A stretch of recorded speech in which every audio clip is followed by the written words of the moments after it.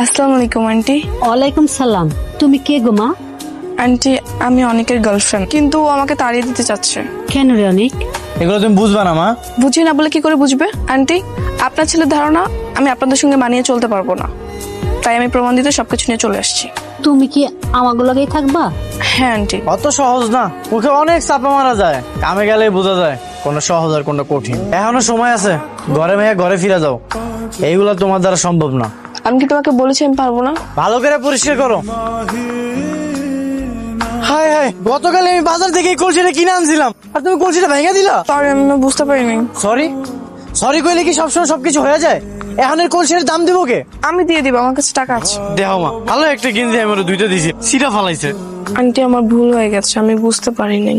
ঠিক আছে মা, সমস্যা নেই। তুমি এখানে আইছো কেন? আমার ওইসব খাবার খেতে ইচ্ছে করতেছিল না, তাই এখানে আসছি। বসো তো। তাই বলে তুমি চাইনিজ রেস্টুরেন্ট আইবা? এখানে কত টাকা বিল হতে পারে তুমি জানো? স্যার বিল। বিল আমারে দিতেছেন কেন? যে খাইছে তারে দেন। আমার কাছে টাকা নাই। টাকা নাই তাহলে চাইনিজ রেস্টুরেন্টে আইছো কেন? তোমার কি জ্ঞান বুদ্ধি কিছুই নেই? তুমি কি বুঝতে পারো না আমি তোমার বিয়ে করতে চাই না? বড় লোকের মায়াটা কই? চলে গেছে। চইলা গেছে মানে? কই চইলা গেছে? ওর বাপ মায়ের কাছে চলে গেছে। কিন্তু কেন? কেন জানোস না? তুই যেইভাবে যন্ত্রণা দিছস, থাকার তো কোনো উপায় রাখস নাই। সেটা তো মা আমিও জানি, কিন্তু এমনি কিছু না করে চলে যাবো এটা তুমি কখনোই ভাবিনি। তোমার কি ধারণা তুমি আমাকে নিতে আসবে আর আমি তোমার সঙ্গে সঙ্গে চলে যাব? হ্যাঁ, কেন যাইবা না? কখনোই না। কিন্তু মা তো তোমার নিয়ে যেতে কইছে। শোনো, তোমাকে একটা কথা বলি। তুমি সবসময় বলতে না গরিব হয়ে থাকা সম্ভব না, বড় লোকের মেয়েরা গরিবদের সাথে মানিয়ে নিতে পারে না। হ, ঠিকই তো কইছিলাম। তাহলে তুমিও শুনে রাখো, বড় লোক হয়ে বসবাস করাটাও এত সহজ না। আচ্ছা, আমি যদি বড় লোক ভাবে চলতে পারি, তুমি আমার বিয়ে করবা তো? বিয়ে? আগে তো আমাদের সাথে তাল মিলিয়ে চলো, মানিয়ে নিতে শিখো, তারপর দেখবো। মা অনেক আশা করে আস, তোমার আমি বিয়ে করে বাড়িতে নিয়ে যাবো। আচ্ছা, রাইতে না অনেক ঠান্ডা লাগতেছিল, কেন তো ঠান্ডা লাগতেছিল বুঝতে পারতেছি না। এসির বাতাসে, এটাও বুঝো না? ওইটা আবার কে চালু করছিল? আমি করেছি। এই শহরে বড় লোক যারা থাকে তারা গরমের মধ্যে এসি অন করে ঘুমায়। দরকার না হইলেও? দরকার হবে না কেন?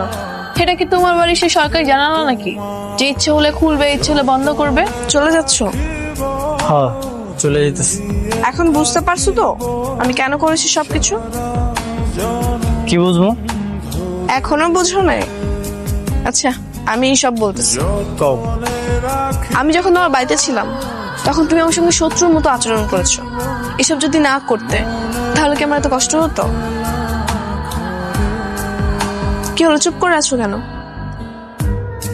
তখন আমি বারবার চেষ্টা করেছি তোমার সব কথা মন দিয়ে শোনার জন্য, কিন্তু তুমি সেটা না করে আমাকে বারবার অপমান করে গেছো। তুমি কি আরেকবার আমগো বাড়িতে যাবা? একটাবার তো সুযোগ দেওয়াই যায়।